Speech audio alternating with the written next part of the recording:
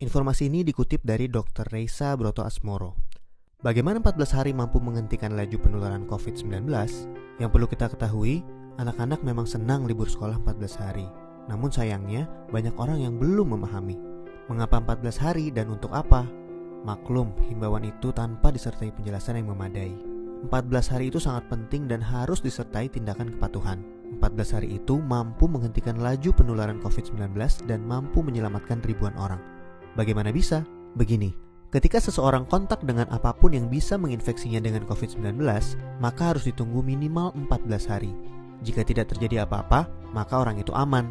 Nah, libur 14 hari itu untuk memotong rantai penularan, dan ini baru akan berhasil jika semua orang tetap tinggal di rumah masing-masing selama 14 hari itu. Kenapa harus begitu?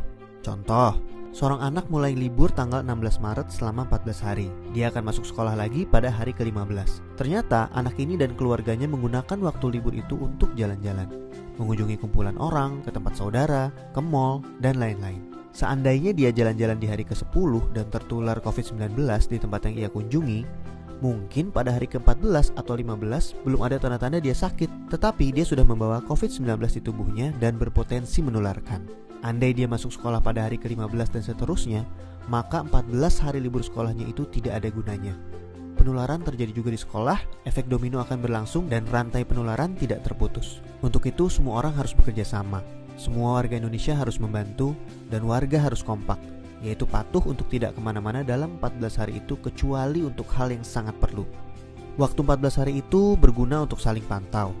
Jika ada orang yang menunjukkan gejala-gejala menderita serangan COVID-19, bisa segera ditangani dan hopefully penularannya hanya stop di dia, karena dia tidak kontak dengan orang lain dalam 14 hari itu.